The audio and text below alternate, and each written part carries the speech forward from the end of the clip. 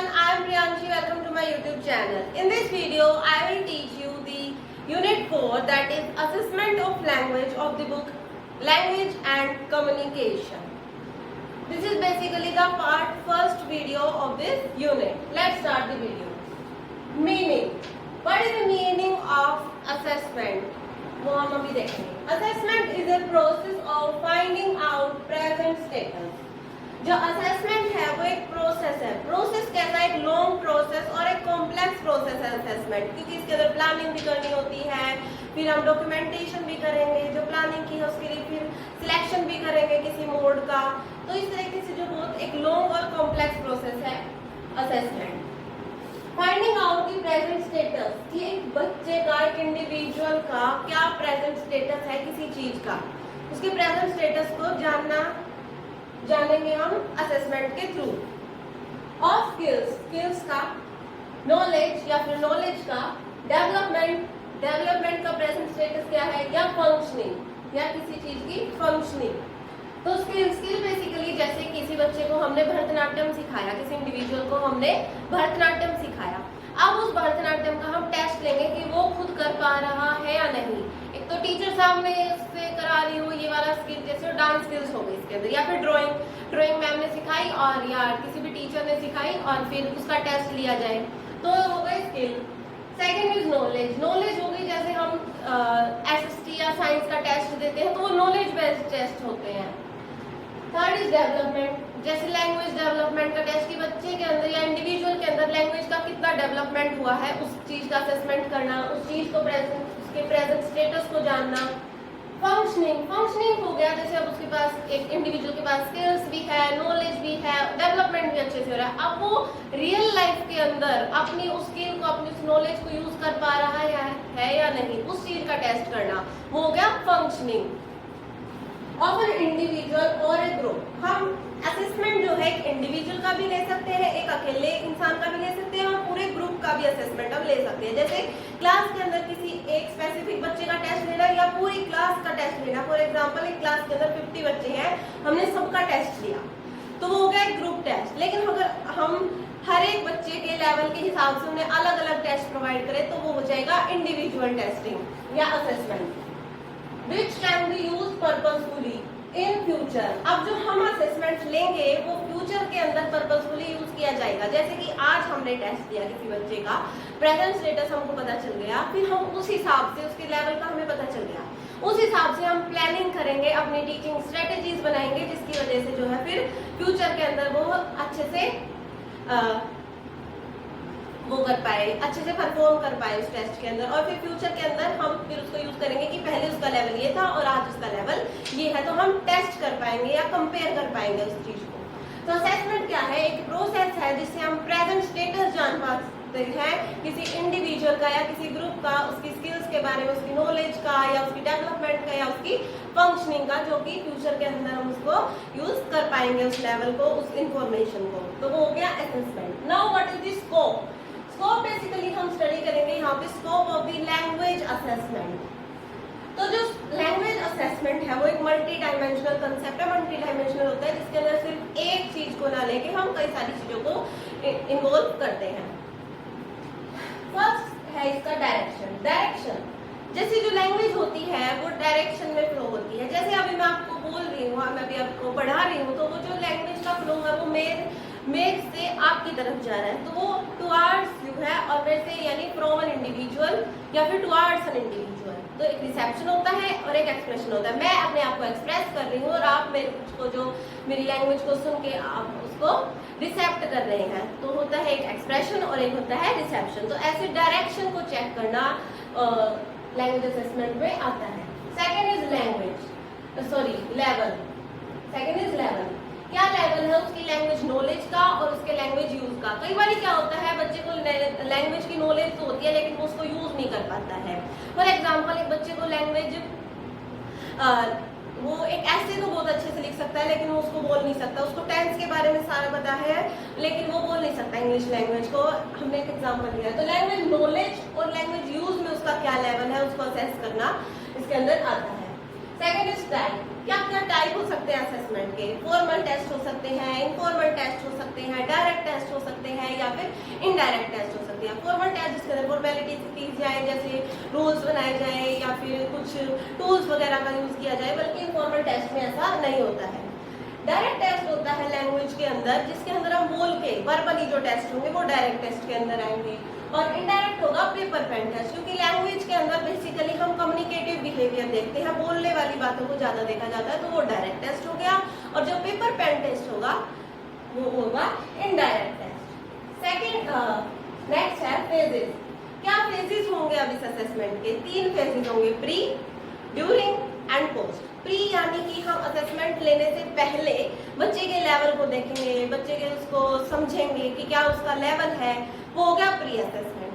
Second is during जो teaching चल रही है उस दौरान बच्चे का टेस्ट करना। जैसे जब टीचर आपको टीच कर रही होती है क्लास के अंदर, जब टीचर जैसे कोई चैप्टर पढ़ा रही होती है, वो तो बीच बीच में वो क्वेश्चंस पुट अप करती है कि बच्चों का ध्यान है या नहीं है, जो मैं पढ़ा रही हूँ वो उन्हें समझ में आ रहा है या नहीं आ रहा है, तो वो हो गया ड्यूरिंग असेसमेंट। नाउ लास्ट होगा पोस्ट असेसमेंट। पोस्ट असेसमेंट के अंदर जब उस टीचर ने पूरा चैप्टर पढ़ा दिया, अच्छे से समझा दिया, फिर उसके बाद वो पोस्ट असेसमेंट लेगी, वो कहेगी कि भाई कल मैं इसका इस पूरे चैप्टर का टेस्ट लूंगी, तो वो हो गया पोस्ट असेसमेंट जो लास्ट में होगा। तो ऐसे 3 फेजेस के अंदर असेसमेंट होते हैं।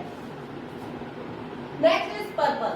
अब पर्पस क्या है इस टेस्ट का? इस पर्पस के बिहाफ पे जब इस पर्पस के क्या पर्पस है, इस क्वेश्चन का जब हम आंसर देंगे तभी हम उसके टाइप्स को समझ पाएंगे कि भाई हमें कौन सा टाइप लेना चाहिए, क्या लेवल होना चाहिए, क्या मोड हमें यूज करना चाहिए, क्या लैंग्वेज असेसमेंट के कैरेक्टरिस्टिक्स होने चाहिए। तो बेसिकली इसका पर्पस क्या होता है लैंग्वेज असेसमेंट का? वो होता है कम्युनिकेटिव बिहेवियर। जैसे मेरा कम्युनिकेटिव बिहेवियर एक इंडिविजुअल का या मेरा जस्ट एग्जांपल, वो नॉर्मल है या नहीं है। अगर वो नॉर्मल है तो भाई ठीक है, उसको रहने दो, या फिर उसका टेस्ट कर लो कि भाई ठीक है नॉर्मल है या नहीं है। पहले टेस्ट करो कि बच्चे का कम्युनिकेटिव बिहेवियर है या नहीं, ठीक है या नहीं है। अगर वो नॉर्मल है तो ठीक है, एक स्क्रीनिंग होगी है कि भाई जो नॉर्मल है उनको अलग करो और जो एबनॉर्मल है उनको अलग करो। अब जो एबनॉर्मल है उनका क्या है रीजन जिसकी वजह से वो एबनॉर्मल है, फिर उन रीजन को समझ के उसकी प्लानिंग स्ट्रेटेजीज करो, टीचिंग स्ट्रेटेजीज बनाओ, ताकि वो जो है कम्युनिकेटिव बिहेवियर नॉर्मल हो सके। तो ये था इसका पर्पस कि कम्युनिकेटिव बिहेवियर जो है एक बच्चे का नॉर्मल होना चाहिए। 6 इज मोड। क्या मोड ले हम टेस्ट का, असेसमेंट का, या फिर जब हम टीच कर रहे हैं बच्चे को, क्या टीचिंग स्ट्रेटेजीज के अंदर क्या मोड ले? तो बेसिकली 4 मोड होते हैं, ये मैं पहले पढ़ा चुकी हूँ। ओरल पहला mode, second is visual graphical, third mode is visual manual and fourth mode is visual facial.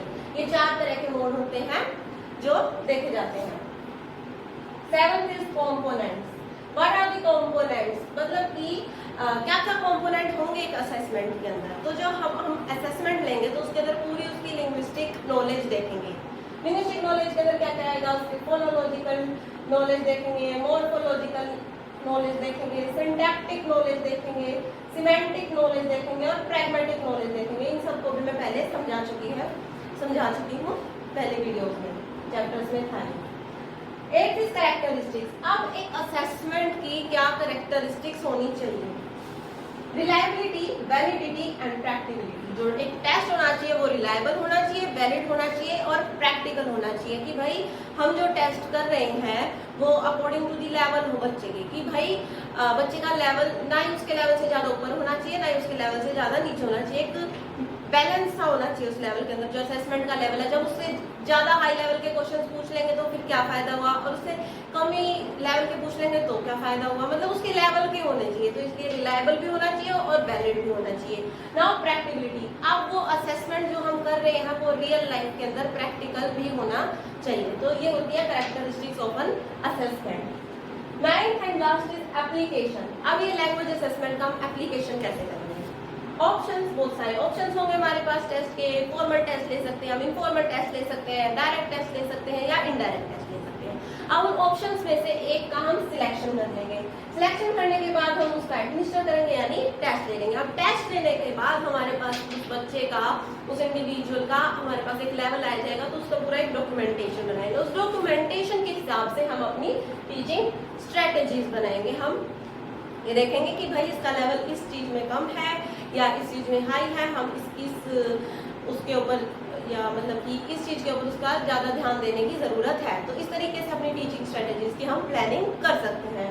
तो ये थे 9 स्कोप्स थे जो एक लैंग्वेज असेसमेंट के होते हैं। नेक्स्ट टॉपिक है इट्स रोल इन एजुकेशन। अब जो लैंग्वेज असेसमेंट है उसका एजुकेशन के अंदर क्या रोल है। एजुकेशन सिस्टम के अंदर 3 चीज दी गई है, ट्रायंगुलर या सर्कुलर वे में भी है, क्योंकि यहाँ से यहाँ, यहाँ से यहाँ ऐसे ही चलता रहता है।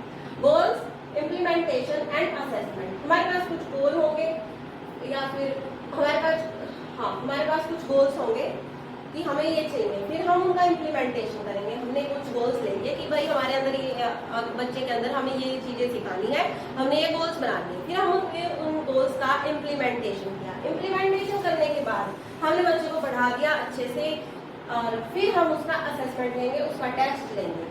अब टेस्ट लेने के बाद अब टेस्ट में जो कमियां आएंगी, जैसे कि भाई जिसके अंदर कौन सा क्षेत्र है जिसके ऊपर और ज्यादा ध्यान देने की जरूरत है बच्चे के ऊपर, उसके हिसाब से फिर गोल्स बनाए जाएंगे, फिर इम्प्लीमेंटेशन होगा और फिर असेसमेंट होगा। तो ये जो प्रोसेस है कंटिन्यूअस है और ऐसे ही चलता रहेगा, एक सर्कुलर वे में होता है। बेसिकली इन तीनों चीजों के 2 डायमेंशंस होते हैं, first is language based and second is knowledge based. तो गोल्स जो होंगे वो भी लैंग्वेज बेस्ड होंगे और नॉलेज बेस्ड होंगे। जो हमारा इम्प्लीमेंटेशन होगा वो भी लैंग्वेज बेस्ड होगा और नॉलेज बेस्ड होगा। ऐसे ही जो असेसमेंट होगा वो भी लैंग्वेज बेस्ड होगा और नॉलेज बेस्ड होगा। इन तीनों के जो है दोनों डायमेंशंस होंगे। तो ये था इसका रोल एजुकेशन के अंदर। Now it's role in classroom, role of language assessment in the classroom. अब क्लासरूम के अंदर क्या है रोल, ये भी एक कॉन्टिन्यूअस प्रोसेस है, एक सर्कल के अंदर एक साइकिल के थ्रू दिखाया जाता है। कैसे देखो, पहले होगा प्लानिंग ऑफ दी असेसमेंट, एक टीचिंग लर्निंग प्रोसेस है ये प्लानिंग ऑफ असेसमेंट। क्या पहले असेसमेंट की प्लानिंग होगी कि हमें ये टेस्ट करना है बच्चे का, ठीक है। फिर उस असेसमेंट की प्लानिंग के बाद क्या होगा, एग्जीक्यूशन ऑफ असेसमेंट। अब उसका असेसमेंट दिया जाएगा, अब उस असेसमेंट के बिहाफ के ऊपर उसका कुछ रिजल्ट आएगा कि बच्चा इस लेवल पे है, तो उसके हिसाब से फिर हम प्लानिंग करेंगे टीचिंग की कि हमें अब क्या पढ़ाना है, उसकी प्लानिंग करेंगे। प्लानिंग करने के बाद हम टीच करेंगे, उसका मतलब अपनी एग्जीक्यूशन करेंगे हमारी टीचिंग का। अब जो हमने पढ़ाया है उसका अब हम टेस्ट लेंगे, तो उसके टेस्ट के लिए हम पहले प्लानिंग करेंगे और फिर उस टेस्ट को फिर एग्जीक्यूट कर देंगे। फिर उसके अंदर कुछ कमी आएगी या तो फिर हम दोबारा प्लानिंग करेंगे। तो ये जो प्रोसेस है ऐसे ही चलता रहेगा और यही होता है हमारा teaching learning process. For example, एक बच्चा है, वो आपकी एक टीचर की क्लास में आया है, वो है हियरिंग इम्पेयर्ड बच्चा, तो हमें उसका टेस्ट लेना है और हमें देखना है कि उसका लेवल कितना है और हमें उसको जो है इम्प्रूव करना है उसकी हियरिंग। तो पहले जो टीचर के पास आएगा, पहले उससे इंटरेक्ट करेगी, उससे बातें करेगी, उसका लेवल देखेगी, भाई इसका क्या लेवल है। उसका लेवल जानने के बाद वो मतलब उसका पहले तो इनफॉर्मल वे में बोल लिया, फिर उसका वो फॉर्मल टेस्ट लेगी, पूरा एग्जीक्यूशन मतलब कि प्लानिंग करेगी असेसमेंट की, पहले पूरी प्लानिंग करेगी। प्लानिंग करने के बाद उस बच्चे का टेस्ट लिया जाएगा। टेस्ट लेने के बाद असेसमेंट जब हो जाएगा उसका, फिर उसका लेवल देखा जाएगा कि उसका लेवल इतना है, इस फील्ड में उसको और ज़्यादा ध्यान देने की ज़रूरत है। उसके हिसाब से फिर वो अपनी टीचिंग को प्लान करेगी कि मुझे ऐसे पढ़ाना चाहिए इस बच्चे को। फिर उस टीचिंग को प्लान करने के बाद वो फिर टीच करेगी बच्चे को। टीचिंग करने के बाद फिर वो दोबारा टेस्ट लेगी उसका। तो ऐसे जो है प्रोसेस चलता रहता है। तो ये था उसका असेसमेंट का रोल क्लासरूम के अंदर। तो ये जो है हमने यहाँ तक पढ़ लिया है। पार्ट फर्स्ट वीडियो है ये इस चैप्टर की, इस यूनिट की। Thank you for watching my video. इससे आगे जो है हम पार्ट सेकंड वीडियो बताएंगे। Thank you.